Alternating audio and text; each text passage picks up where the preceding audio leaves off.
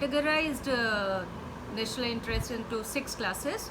Primary interests जो जिसको प्राथमिक या मार्मिक हित कहते हैं, सेकेंडरी इंटरेस्ट या द्वितीयक या गौड़ हित, परमानेंट इंटरेस्ट स्थायी हित, वेरिएबल इंटरेस्ट यानी जो परिवर्तनशील हित, कॉमन इंटरेस्ट कुछ सामान्य हित, स्पेशल विशेष हित।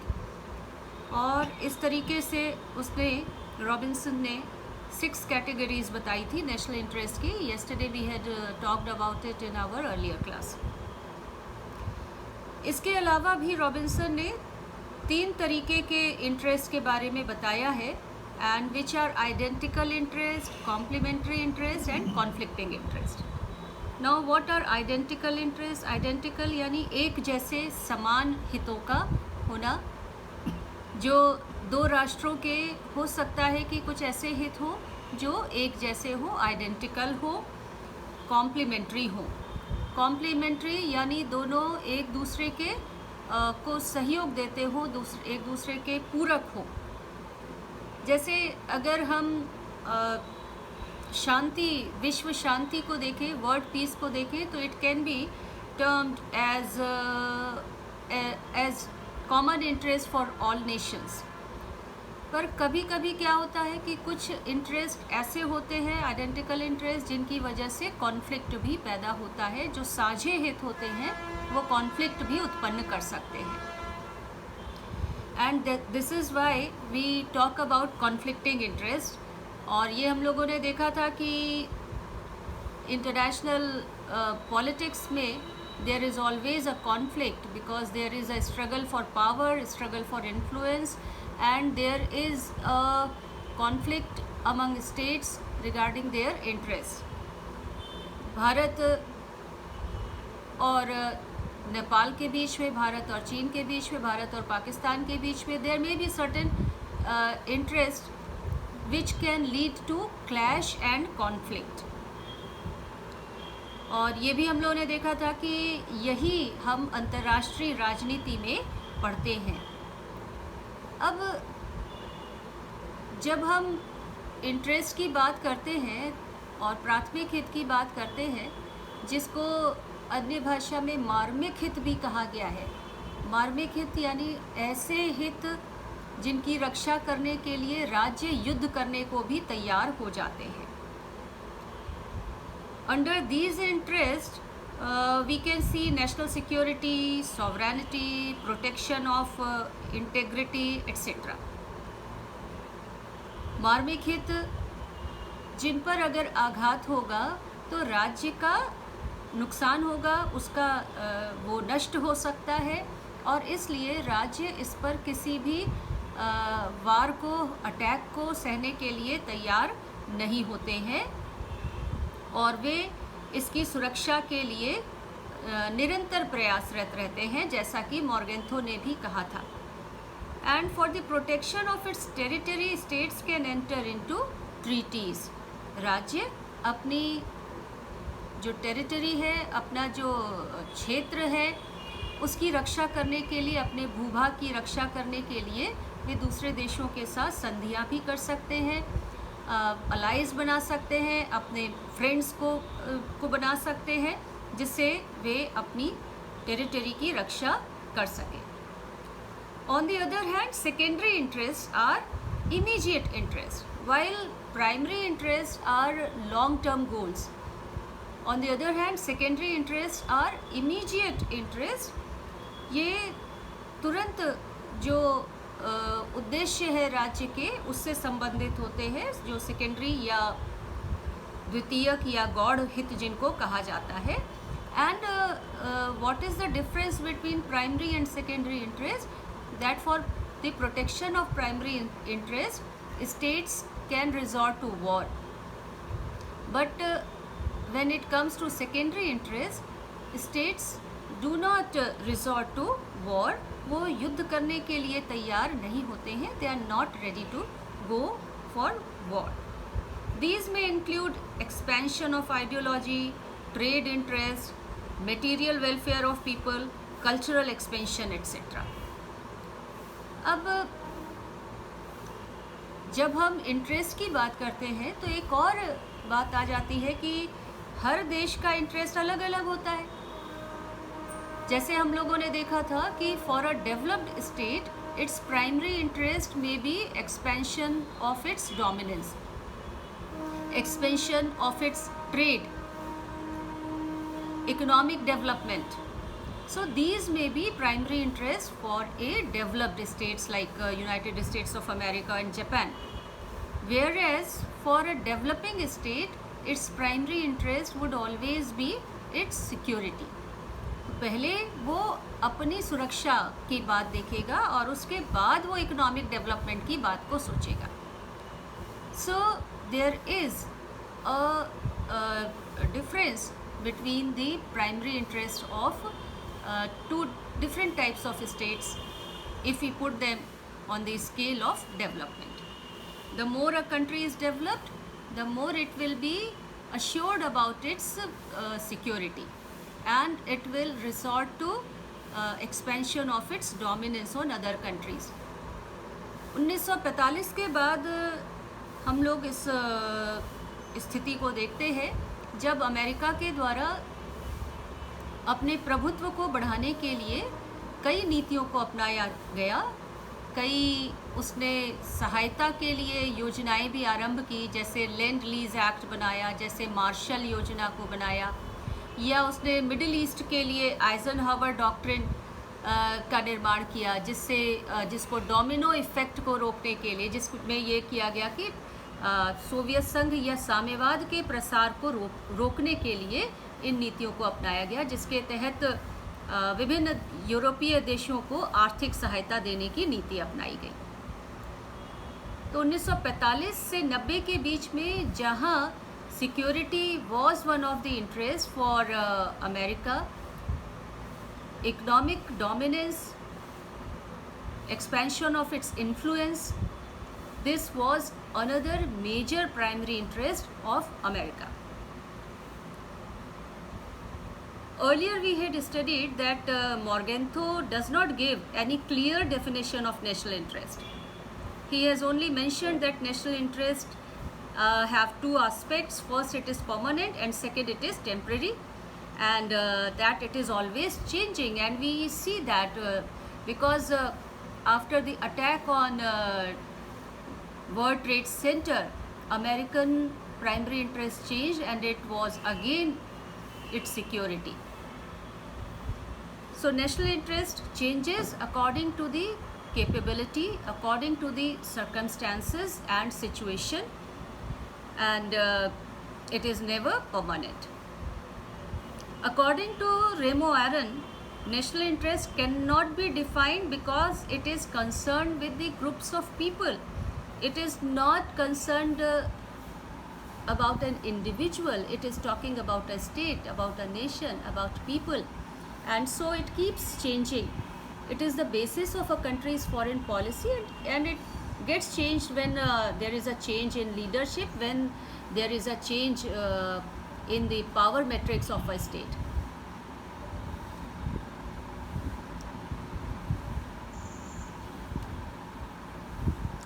So the aim of foreign policy is to protect national interest.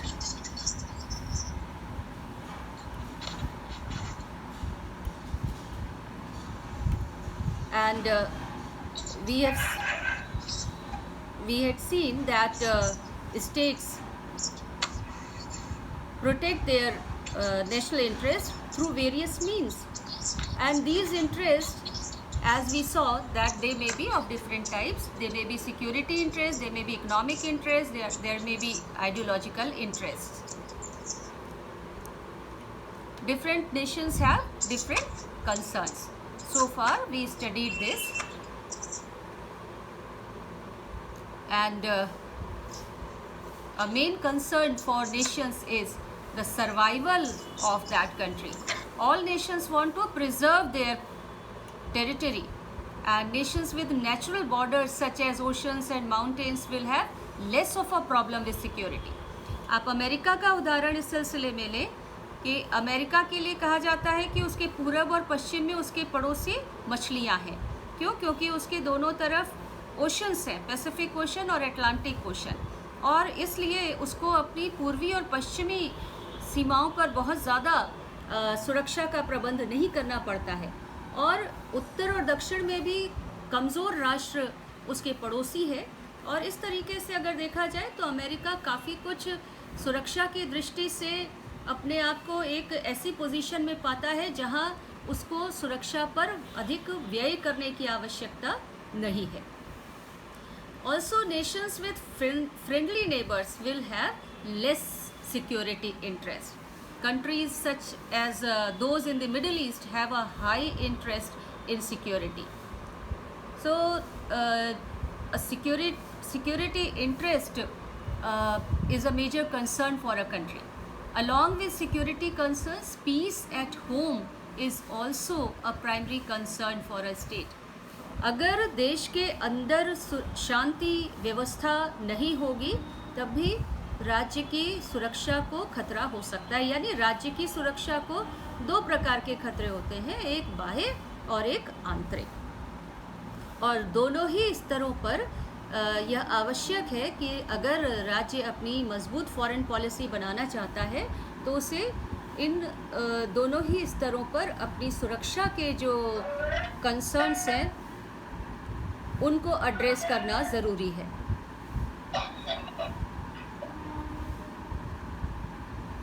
Now the another interest about which states are concerned is economic interest, और economic interest के अंतर्गत हमने देखा था कि इसमें अपने सिटीजन्स को एक adequate standard of living provide करना ये राज्य के लिए अत्यंत आवश्यक हो जाता है, और states strive to ensure economic development and growth. और ये आपको मालूम ही है कि जो इकोनॉमिक डेवलपमेंट है वो वेरी करता है with natural resources.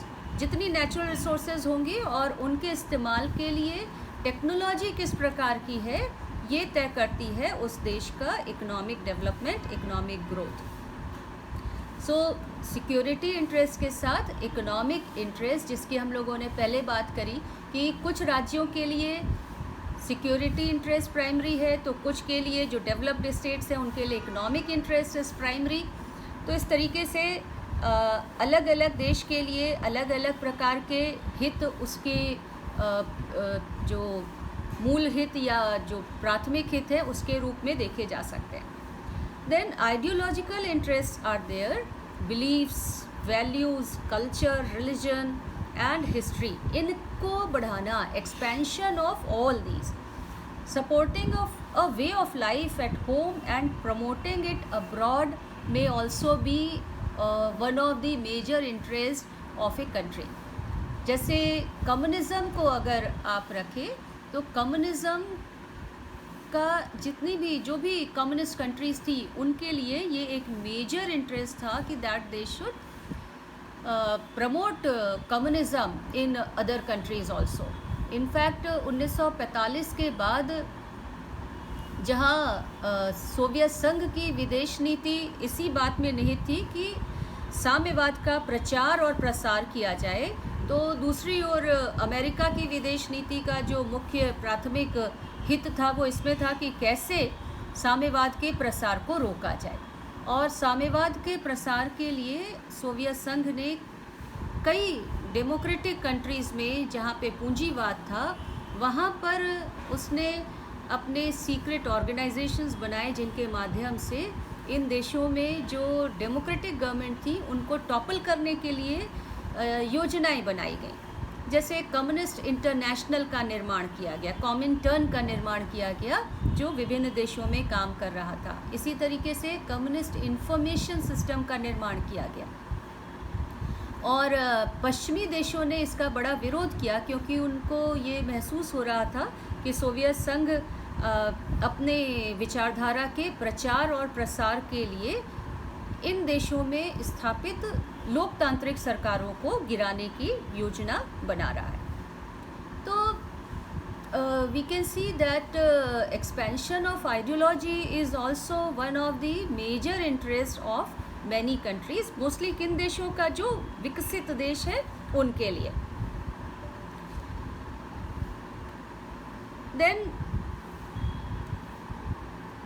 National interest को प्रमोट करने के लिए किन साधनों का प्रयोग किया जा सकता है, इसके विषय में अब बात करनी ज़रूरी है। When we have seen that economic security interest and expansion of ideology, all these interests form the basis of a state. Now we must see as to how a nation promotes its national interest. What are the methods, what are the instruments to promote it? यानी राष्ट्रहित की अभिवृद्धि के क्या साधन है, क्योंकि राष्ट्रहित आपने देखा किसी भी देश के लिए अत्यंत आवश्यक है और इसी के लिए सभी देश निरंतर कार्य करते रहते हैं। तो राष्ट्रहित की सिद्धि के लिए जो सबसे कारगर उपाय है वो तो डिप्लोमेसी है या फॉरेन पॉलिसी है, जिसके विषय में हम लोग आगे और ज़्यादा पढ़ेंगे, क्योंकि फॉरेन पॉलिसी, विदेश नीति के क्या निर्धारक तत्व हैं, इसके विषय में जानना आवश्यक है और जो हर देश के लिए अलग अलग हो सकते हैं। भारत के विदेश नीति के निर्धारक तत्व अमेरिका के विदेश नीति के निर्धारक तत्वों से अलग होंगे। क्यों? क्योंकि इनकी राष्ट्रीय शक्ति भी अलग अलग है। जितनी राष्ट्रीय शक्ति होगी उतना ही वह देश अपनी विदेश नीति को स्टॉन्चली, उसको उतनी ही तेज़ी के साथ, उतनी ही तीव्रता के साथ बनाने में सक्षम होगा। So the aim of foreign policy is to protect national interest. According to Lord Palmerston, we have no eternal allies and we have no enemies.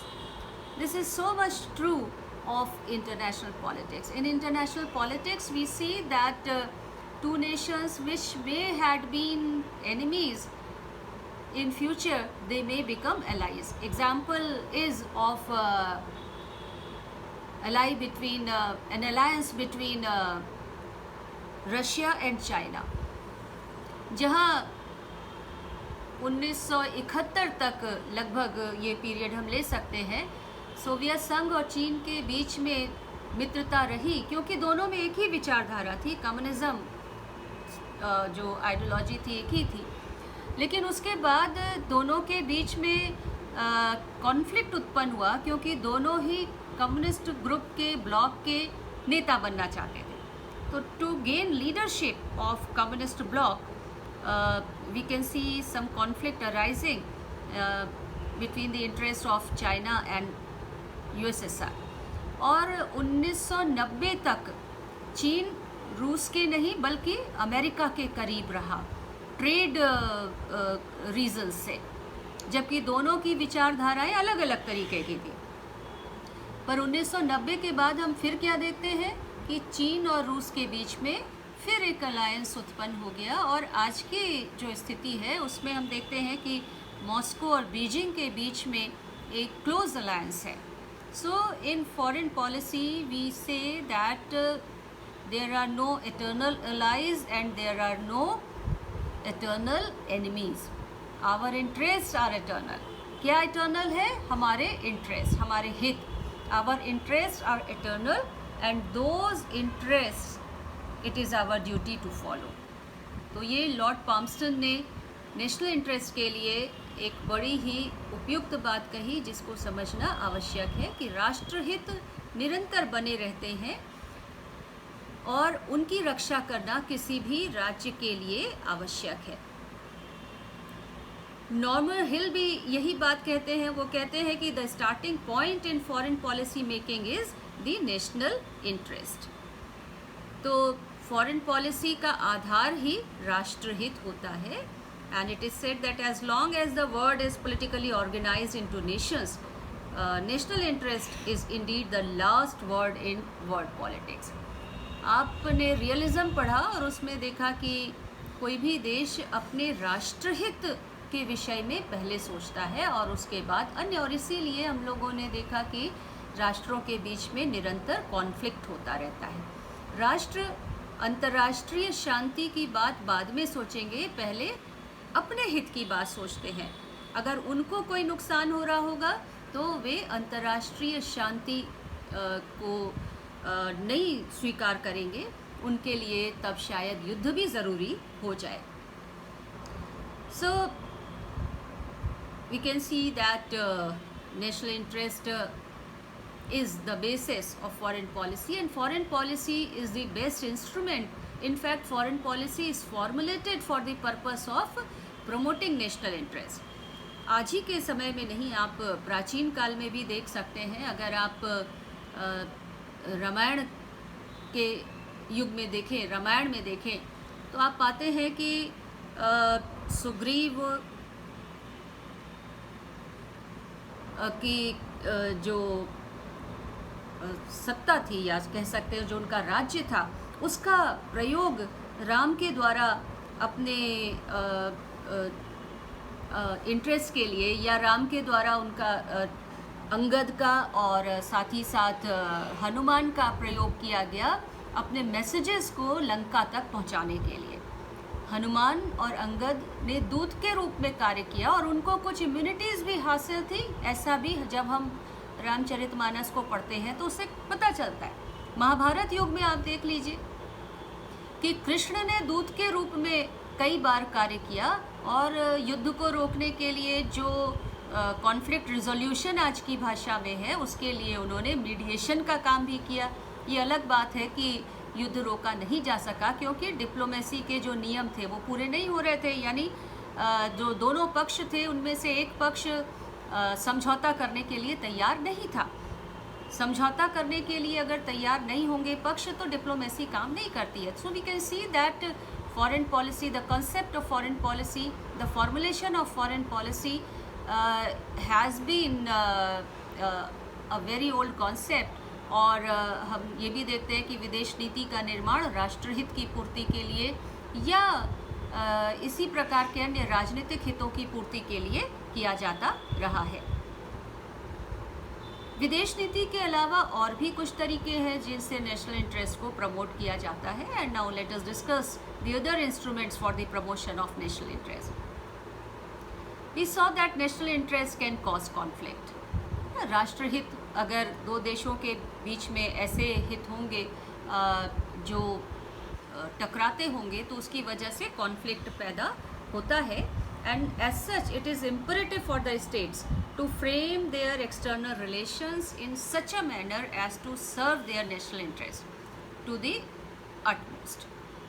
तो राज्यों के द्वारा ये बड़ा आवश्यक है कि वो इस प्रकार से अपने राष्ट्रहित को पूरा करे कि जो कॉन्फ्लिक्ट है उसको रोका जा सके।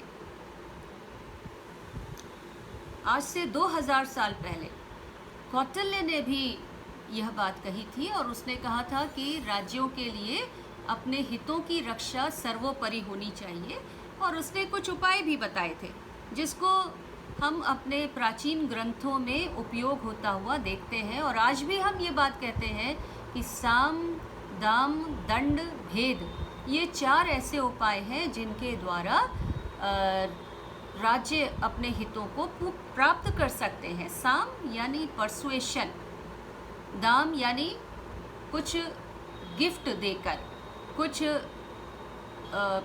आर्थिक रूप से लाभ देकर कार्य को पूरा करा लेना, राष्ट्रहित की पूर्ति करना।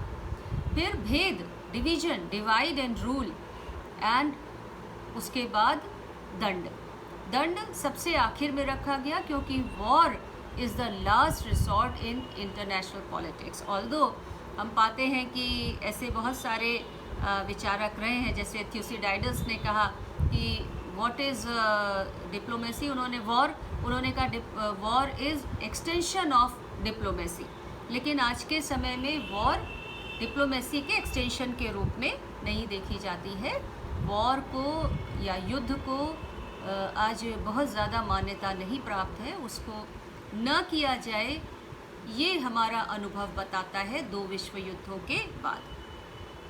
सो डिप्लोमेसी, कूटनीति एक महत्वपूर्ण उपाय है जिसके माध्यम से राजदूतों को भेजकर बातचीत के माध्यम से राज्य अपने कॉन्फ्लिक्ट्स को सुलझाने की कोशिश करते हैं और अपने इंटरेस्ट को प्राप्त करने की कोशिश करते हैं। बार्गेनिंग थ्योरी आपने पढ़ी थी, जहाँ पर राज्य टेबल पर बैठकर बातचीत करके बार्गेन करते हैं, और ऐसी स्थिति में बार्गेन करने पर दोनों देशों को थोड़ा बहुत लाभ और हानि हो सकती है। कुछ ए को छोड़ना पड़े, कुछ बी को, और दोनों ही थोड़ा बहुत लाभ हानि के स्थिति में होते हैं।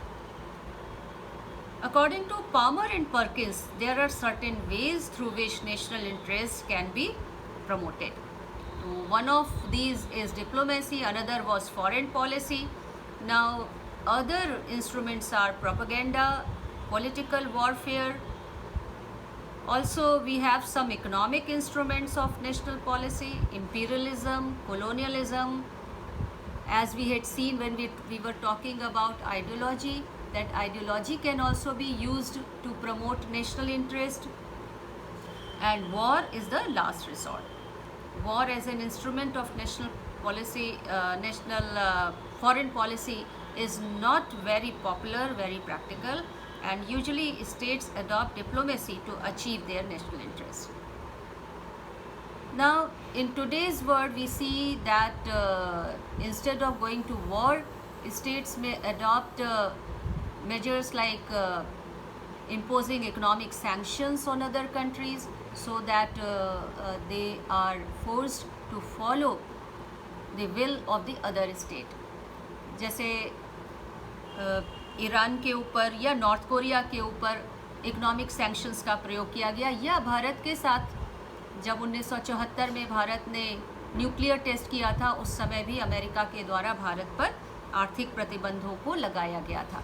और इस तरीके से भारत और पाकिस्तान दोनों ने टेस्ट किया था, दोनों को प्रेशराइज करने की कोशिश की गई थी कि वे और टेस्ट इस प्रकार के न करें, क्योंकि ये माना जा रहा था कि ये टेस्ट विश्व शांति के लिए खतरा हो सकते हैं। तो इकोनॉमिक सैंक्शंस को भी इस्तेमाल किया जा सकता है, which is something short of war, और इससे उतना नुकसान होने की संभावना नहीं होती है जितना कि युद्ध से हो सकता है। तो